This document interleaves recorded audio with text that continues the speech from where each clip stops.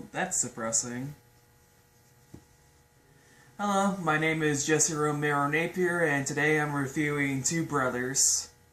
Two Brothers is a 232-page graphic novel adaptation written by Fabio Moon and Gabriel Ba, published by Dark Horse Comics. It is based off the novel The Brothers by Milton Hatoum. The graphic novel is a full story that tells its tale in 12 chapters spanning over the course of 30 plus years. It takes place in Manaus, Brazil in the 40s, while elder brother Yaqub returns from his 5-year trip to Lebanon.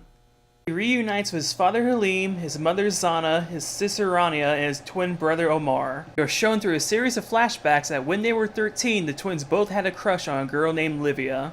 When Livia kisses Yaqub on the cheek, Omar decides to do what all good brothers do, give him another soda as a sign of respect, of course. Oh my god, that's not what I meant at all! Oh, it's the Wolf Among Us all over again! Because of World War II, Yaqub was sent to stay in Lebanon. Omar was supposed to go too, but Santa's possessiveness and blatant favoritism towards him prevented him from going. We learned that Yaqub's trip to Lebanon benefited him greatly in his studies, making him an excellent scholar. However, due to Santa's doting, Omar has become spoiled, unwilling to break away from his peaceful life unless it's exciting. This is demonstrated in a later chapter where he'd rather continue living his life in luxury than live in poverty with the love of his life. In the second chapter, we learn more about Sana and Halim in their younger days. When Sana's father died, she became obsessed with filling her loneliness with children. Halim was against this, wishing for a quiet and peaceful life in passion. However, he complied because he loved her. By chapter 3, we are introduced to Nail, or Nael, I don't know how to pronounce it, the son of the housekeeper Dominguez, a young Indian orphan who was dropped off on Halim and Sana's doorstep while they were doing the nasty. No. Seriously, a nun just gave them an orphan while they were having sex. I'm sure there's more context somewhere, but it's definitely not here. While Nails eats and sleeps in the house, he's treated mostly as another worker. The only people who treat him like family is his mother and Halim. Nail is also our narrator of the story, serving as the observer for the events that take place. While it isn't explicitly stated, he appears to be the son of Yaqub. Over the course of the story, we start seeing more about the relationships between the family. Because of Sana's possessiveness, she sabotages any serious relationship that Omar has with anyone.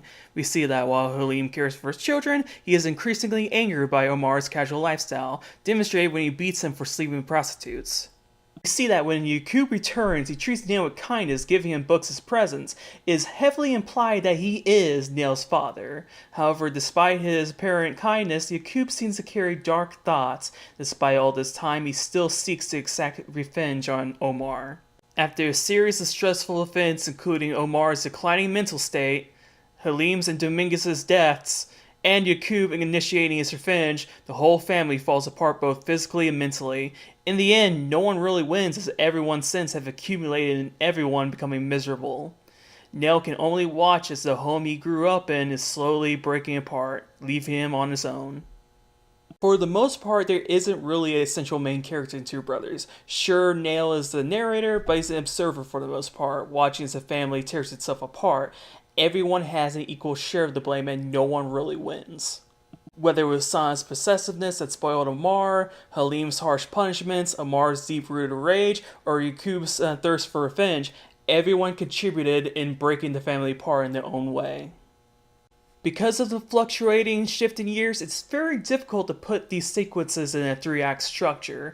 It's a series of little things growing side by side over time until it just overloads. However, we do see that all the characters grow more bitter over time, which all began once Yaqub returned to Manaus. The story takes place primarily in Manaus, though sometimes the time frame can be vague. While we were told the specific year of some dates, sometimes we have to take a wild guess when a scene takes place. This led to confusion on my end numerous times. I mostly had to rely on signs of characters physically aging to find out time passed.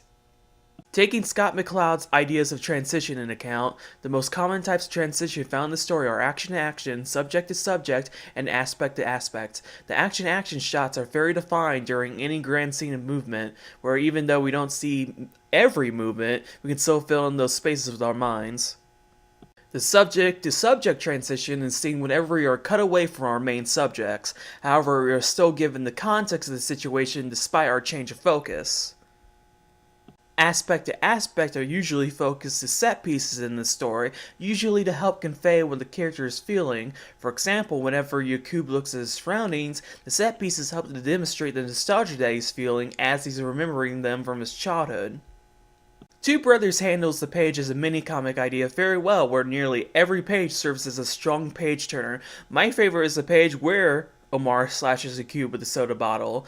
They could have easily shown us that he slashed Yakub's face at the very same page, but it holds back. The page ends with the house owner going, "What's with all this noise?" basically nudging us to turn the page and find out. Only when we turn the page is when we get to see Yakub clutching onto his bloodied face while his brother's backed in a corner. I love comics that know when to hold back their punches, giving just enough to make you want more. The directional flow felt very strong. The dialogue balloons and narration boxes never felt cluttered or misplaced, so I was easily led along the page without any trouble. It never felt intrusive either, where even though I was clearly reading it, I was so immersed in the story they felt invisible to me, which is essential to any comic. Never did it feel like there is a string dangling in front of me. Overall, despite the dark and depressing tone of the story, I would recommend this to both my friends and fellow students.